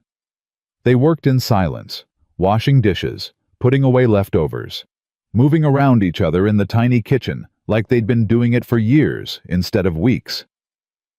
I'm going to miss this, Victoria said finally. Me too. Promise me something. Anything. Promise me you won't look back. When you're in Oregon. When you're building your new life. Don't spend it wishing you were here. Be present for Emma. For yourself. For everything good that's coming. I'll try. And promise me if you meet someone there, someone who makes you happy, you won't feel guilty. I want you to be happy, Daniel. Even if it's not with me. Victoria. Promise me. I promise. But only if you promise the same thing. Deal. She dried the last dish, set it in the cabinet, turned to face him. I should go. Don't. Not yet. Stay. Please. Just tonight. Victoria looked at him for a long moment. Then she nodded. They didn't sleep together, not like that, like, just curled up on his couch, holding each other, trying to memorize the feeling of being close, trying to store up enough warmth to last through the cold distance coming. At dawn, Victoria kissed his forehead, whispered, I love you, and left before Emma woke up. January 10th arrived like a death sentence. The movers came, loaded up their furniture. Daniel stood in the empty apartment and remembered 5 years of life, 5 years of Emma growing up, 5 years of survival, 5 years of hoping things would get better. And now they were. He was leaving for better, leaving everything behind for better. Mrs. Chen came to say goodbye, cried and hugged Emma, and pressed cookies into Daniel's hands. You call me, every week. I want to know how you're doing. I will. And you. She pointed at Emma. You be good for your daddy. Help him when he's sad. Why will Daddy be sad? Emma asked. Because leaving people you love is always sad, even when it's right. Marcus came too, shook Daniel's hand, slapped his back. You're gonna kill it, man. I'm proud of you. Why didn't you ask me before you submitted the application? Because you would have said no, and you deserved a chance to say yes. Marcus grinned. You can thank me later. Victoria was the last one. She arrived with a box. Don't open it until you get to Oregon. What is it? Something to remember me by, and something for Emma, and letters, one for every week of the year. Victoria's voice broke. I wrote them all last night, read them on Fridays, our day. Daniel couldn't speak, just pulled her into a hug and held on too tight. Emma came running. Victoria, are you coming with us? No, baby, just saying goodbye. But we'll see you again. Yes, I promise. When the paper chain is done. 365 days. 365 days. Emma threw her arms around Victoria's legs. I love you. I love you too, sweet girl. So much. Daniel loaded Emma into the car, buckled her in. She clutched her unicorn and the first link of her paper chain. Daddy, I don't want to go. I know, baby, but we have to. Will Victoria be okay without us? Daniel looked back at Victoria standing in the parking lot crying and waving. I don't know, Em. I hope so. They drove away. Emma watched through the back window until Victoria was just a speck. Then just a memory. Then just gone. Daddy. Yeah. When we come back, will everything be the same? Daniel's hands tightened on the steering wheel. I don't know, baby. Probably not. Will Victoria still love us? I think so. Real love doesn't go away just because people do. Is that true? I hope so, Em. I really hope so. They drove west into the sunrise, leaving Boston and everything familiar behind, heading toward Oregon and everything unknown ahead, carrying hope and fear in equal measure, holding on to the promise of 365 paper links and Friday letters and the impossible belief that sometimes love is strong enough to survive distance, even when it doesn't feel like it, even when it hurts, especially when it hurts. Oregon rain was different. Daniel noticed it the first week, softer somehow, like the sky was crying gently instead of attacking. Their apartment had 2 bedrooms. Emma got her own space for the first time in her life. She decorated it with drawings, and her unicorn and the paper chain stretched across one entire wall. 364 days left. She announced the second morning, tearing off a link. You're counting already. Every single day, Daddy. That's the promise. The program was harder than Daniel expected. Classes during the day, clinicals at night, homework that made his brain hurt. But for the first time in 5 years, he was using his mind instead of just his hands, building something instead of just maintaining. Emma started at a new school, cried the first week, made a friend the second week.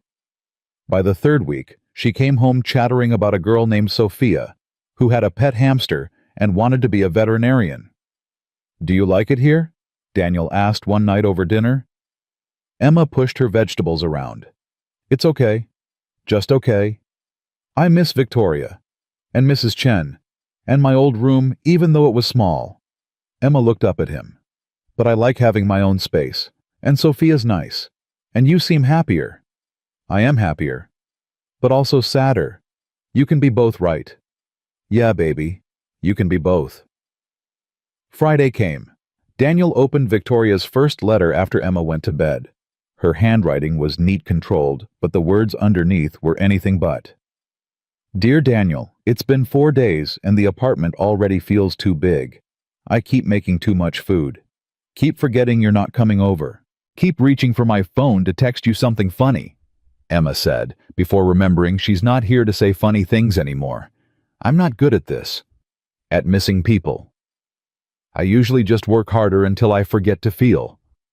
But I can't forget you. Can't forget her. You're both stuck in my head and my heart, and I don't know how to function with this much space where you used to be. But I'm trying. I'm being brave. I'm letting you fly. Even though it's killing me. Love, V.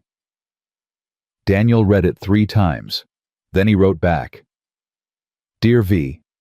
Emma tore off her first paper chain link like it was a sacred ritual. 364 to go. She counts them every night before bed. I'm not sure what happens when we get to 0. I'm not sure what I want to happen. Oregon is good. The program is hard, but good. Emma's adjusting. I'm adjusting. But everything feels incomplete without you.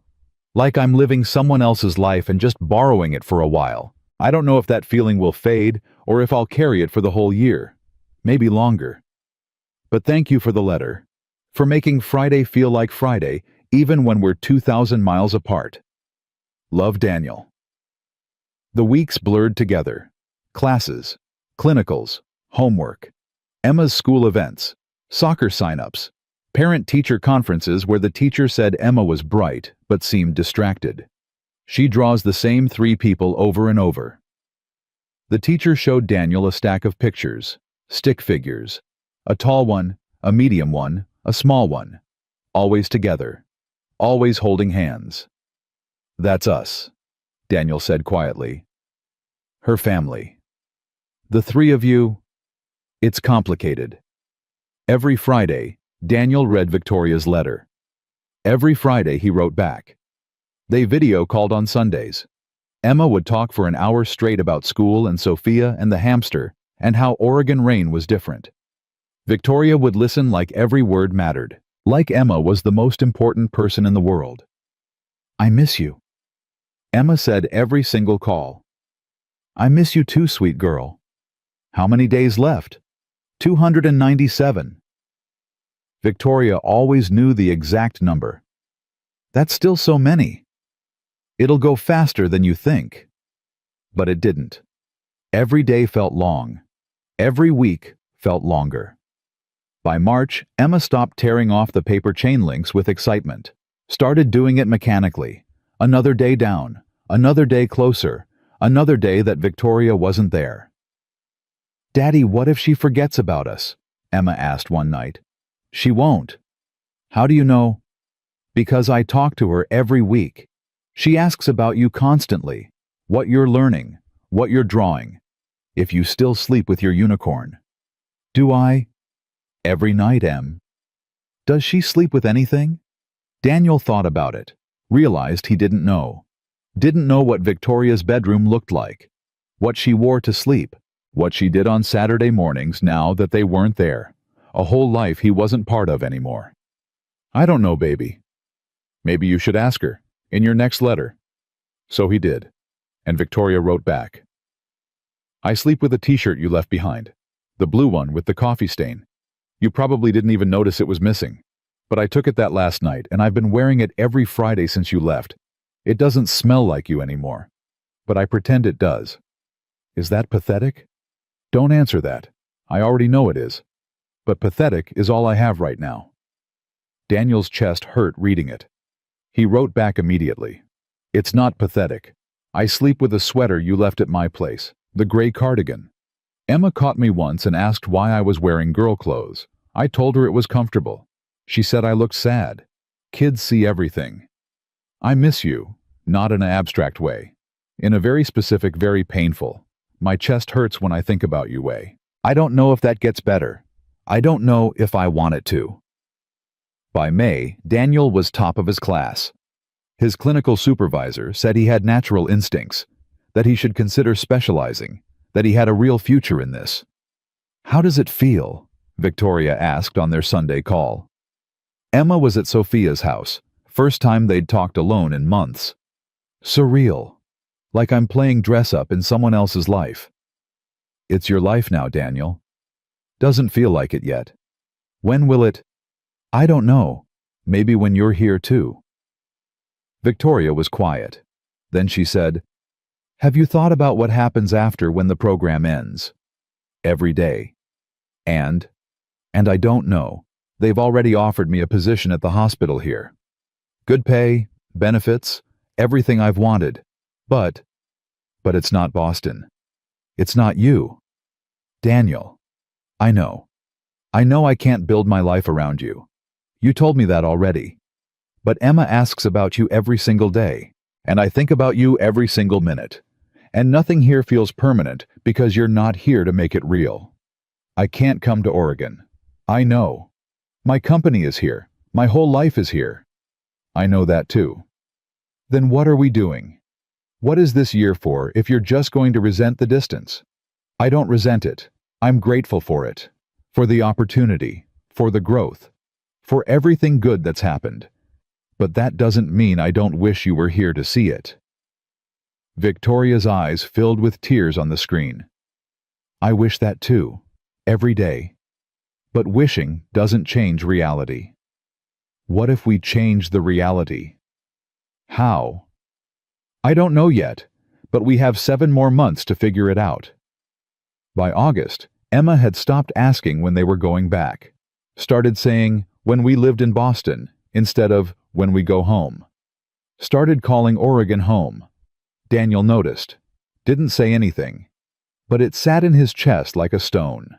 The paper chain was half gone. 182 links left. "Are you excited to see Victoria?" Daniel asked one night. Emma shrugged. "I guess." "You guess." "It's been so long, Daddy. What if it's weird? What if we don't remember how to be together?" "Love doesn't forget, Em, even when people are apart." "How do you know?" "Because I still love her exactly the same as the day we left. Maybe more. Distance didn't change that." "Do you think she still loves us?" "I know she does." "How?" "Because she's still writing letters, still calling, still counting the days. You don't do that for people you've forgotten." In September, Daniel graduated top of his class. Emma wore her butterfly dress to the ceremony. They video called Victoria so she could watch. "I'm so proud of you," Victoria said, crying through the screen. "So incredibly proud. I couldn't have done it without you." "Yes, you could have. You just didn't have to." After the ceremony, the hospital made their offer official. Medical technician position. $58,000 a year, full benefits, starting immediately. Daniel held the contract and thought about $50. About sitting in a restaurant. About soup and paper chains and Friday letters. About how one night changed everything. "What are you going to do?" Emma asked. "What do you want me to do?" "I want to see Victoria. But I also like it here. Sophia's my best friend. And I like my school. And my room. And the rain." Emma twisted her unicorn's horn. "Is it bad that I don't want to leave?" Daniel's heart cracked open. "No, baby. That's not bad. That means we built something good here." "But Victoria's not here, so it can't be completely good." "No, it can't."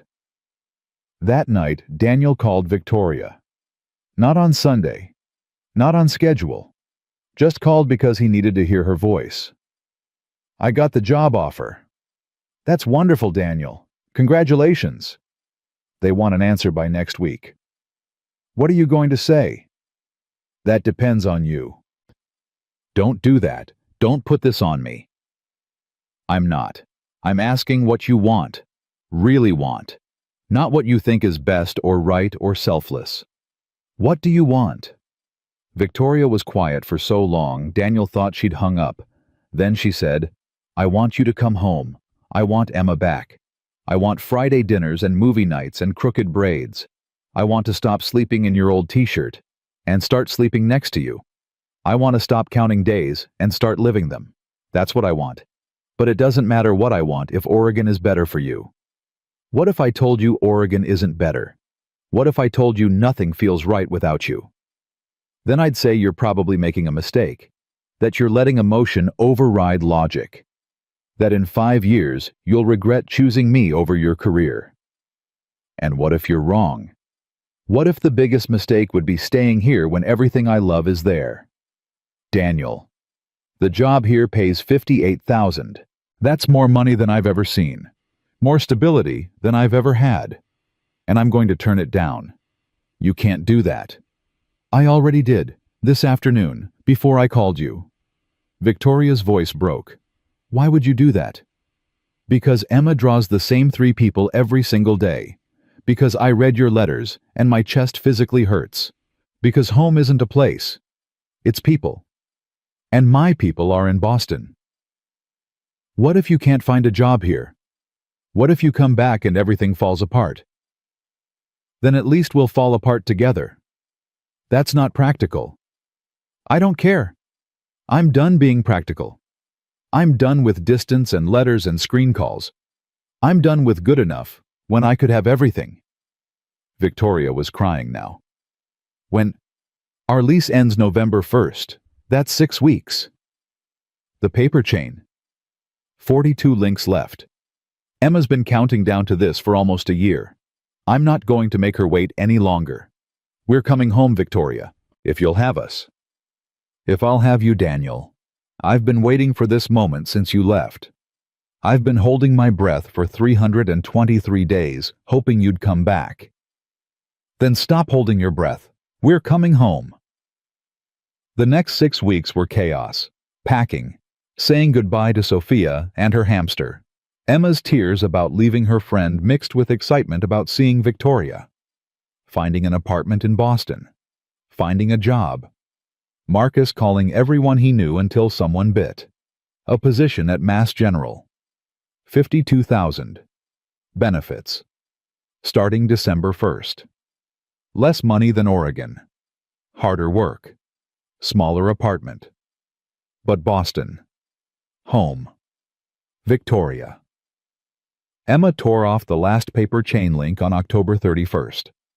Tomorrow we see her. Tomorrow we see her.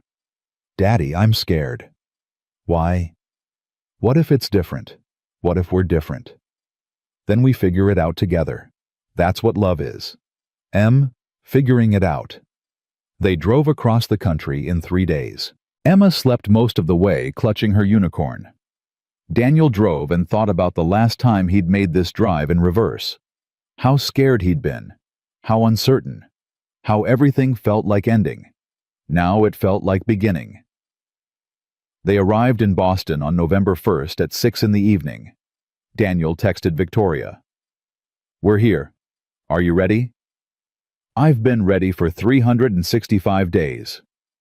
Meet us at Marcello's, table 12, 7 o'clock. "Why there?" "Because that's where everything started. Seems right that it's where we start again." Daniel Carter. "Are you taking me on a date?" "I'm taking you on a promise.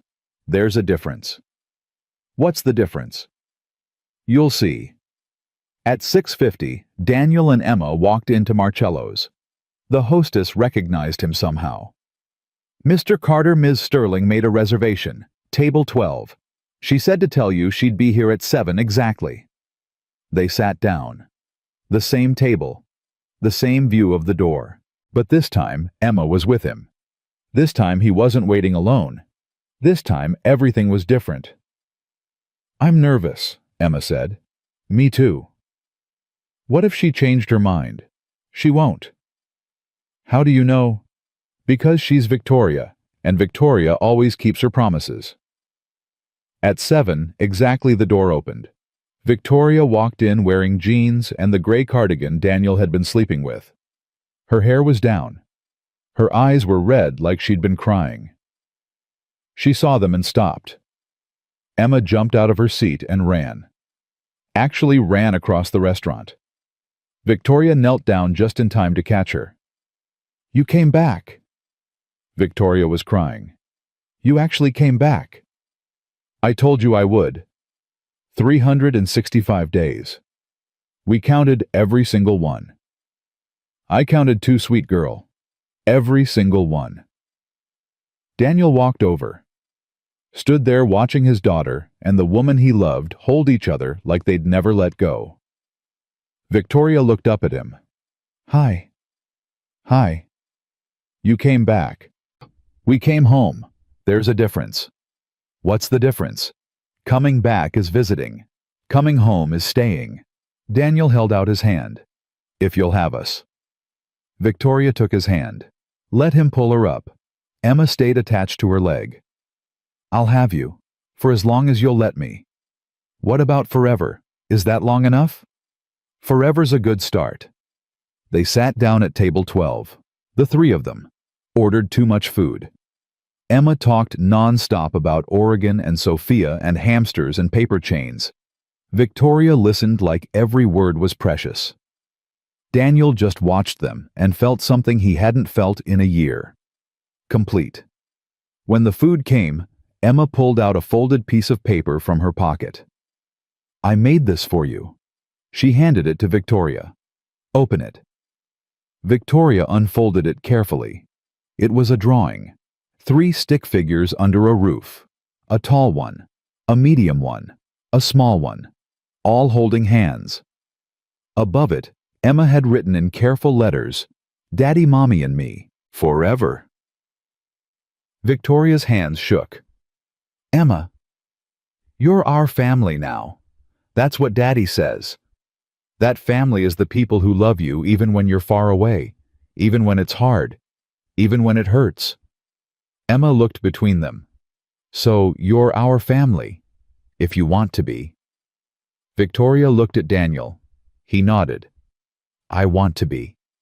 Victoria whispered. More than anything. Good. Because we already bought an apartment with 3 bedrooms. One for me, one for Daddy, and one for you. For when you want to stay over, which I hope is every night because I missed you so much. Emma said it all in one breath. Victoria laughed through her tears. Every night sounds perfect. After dinner, they walked outside. Emma ran ahead, chasing leaves. Victoria slipped her hand into Daniel's. Did you really buy a 3-bedroom apartment? Emma insisted. Said families need space to grow. She's wise beyond her years. She gets it from Mrs. Chen. Daniel stopped walking, turned to face Victoria fully. I know this is fast. I know we only had 6 weeks before I left. I know most people would say we're crazy. But this year taught me something. What? That time doesn't measure love. Presence does. And you've been present every single day, even from 2,000 miles away. You wrote letters. You called. You counted days with us. You loved us when it would have been easier to move on. That's not something I take lightly. What are you saying, Daniel? I'm saying I don't want to date you. I don't want to ease into this. I want all of it.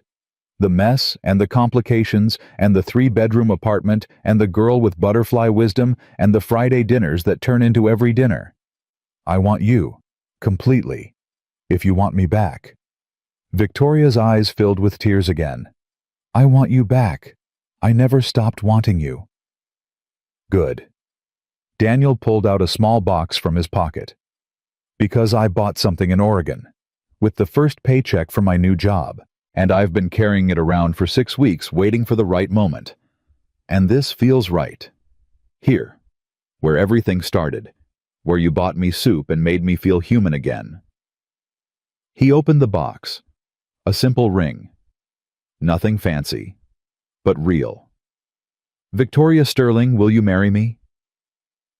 Victoria stared at the ring, then at him, then at Emma, who was watching from 10 feet away with huge eyes. Say yes, Emma shouted. Say yes, say yes, say yes. Victoria laughed and cried at the same time. Yes, of course yes. 1,000 times yes. Daniel slid the ring on her finger. Emma came running.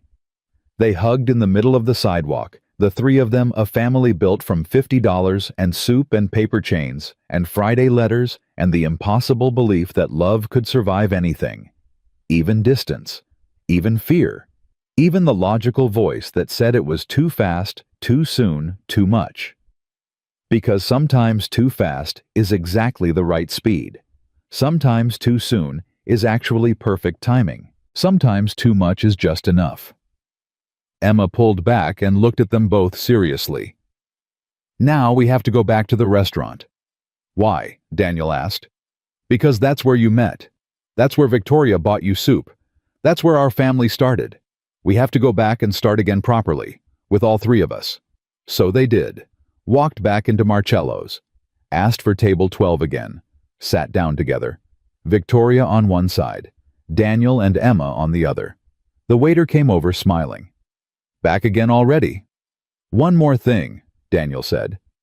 3 bowls of minestrone soup, the good kind, the kind that changes lives. The waiter laughed, but brought the soup. They ate it slowly, savoring it. Emma declared it the best soup in the whole world, even though it's just soup. It's not just soup, Victoria said. It's the soup that saved your daddy. That brought us together. That started everything. Then it's magic soup, Emma decided. Like in fairy tales. Exactly like fairy tales, Daniel agreed. Except better, because this is real. When they finally left the restaurant for the second time that night, Emma was yawning. Daniel carried her to the car. She rested her head on his shoulder. Daddy? Yeah, baby. Are we happy now? Daniel looked at Victoria walking beside them, her hand in his, her ring catching the streetlights, her smile real and unguarded. Yeah, Em. We're happy now. Good. Because I was getting tired of waiting. They drove to their new apartment, unpacked boxes while Emma fell asleep on the couch. Victoria made coffee. Daniel found Emma's drawing and pinned it to the refrigerator. 3 stick figures, 1 roof, forever. A year ago, he'd sat in a restaurant with $50 and no hope. Tonight, he had everything: a career, a daughter, a woman who loved them both, a future that looked nothing like what he'd planned, but everything like what he'd needed. "Thank you," he said to Victoria. "For what? For buying me soup, for seeing me when I was invisible, for writing 365 letters, for waiting, for not giving up, for loving us even when we were impossible to love." "You were never impossible to love. You were just convinced you were. There's a difference. You keep saying that, because it keeps being true." Victoria walked over and wrapped her arms around him. "And for the record, you saved me too. I was so busy building a company, I forgot to build a life. Then you walked in with your $50 and your broken heart and reminded me what actually matters. What matters? This. Us. Soup and paper chains and crooked braids. Friday letters and Sunday calls. The everyday ordinary magic of loving people and being loved back." She kissed him softly. "That's what matters. Everything else is just noise." Emma stirred on the couch, mumbled something about butterflies. Daniel covered her with a blanket. "Should we move her to her bed?" "In a minute," Victoria said. "I just want to look at this for a second." "Look at what?"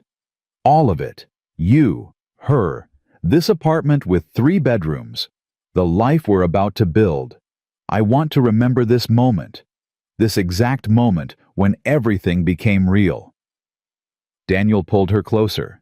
They stood there in the kitchen of their new apartment holding each other, watching Emma sleep and feeling the weight of 365 days lift off their shoulders. The hard part was over. The distance, the waiting, the uncertainty. Now came the good part. The building, the growing, the everyday choice to love each other through mess and complicated and whatever came next. "Welcome home," Daniel whispered. "I've been home since the moment you walked into my life," Victoria whispered back. "This is just where we keep our stuff." Emma woke up enough to be carried to her new room. She looked around sleepily. "Is Victoria staying?" "Yeah, baby. Victoria's staying. Forever. Forever." "Good. I'm tired of goodbyes." Emma yawned and snuggled into her pillow. "Night, Daddy. Night, Victoria. Night, new house. Night forever. Night, baby." After Emma was asleep, Daniel and Victoria sat on their new couch, in their new living room, in their new life, and didn't say anything. Just held hands. Just breathed. Just existed in the same space after 365 days of existing in different ones. "I can't believe you came back," Victoria said finally. "I can't believe you waited. Where else would I go?" "Anywhere. You could have gone anywhere, met anyone, built anything. You didn't have to wait for us." "Yes, I did, because some people are worth waiting for. Some love is worth the distance. Some stories don't make sense until they're finished." Victoria squeezed his hand. "And ours isn't finished yet. We're just getting started." And she was right. This wasn't an ending. It was a beginning. The beginning of everything they'd been building toward. The beginning of the life that started with $50 and a broken heart and a stranger who bought soup. The beginning of forever. And forever started now.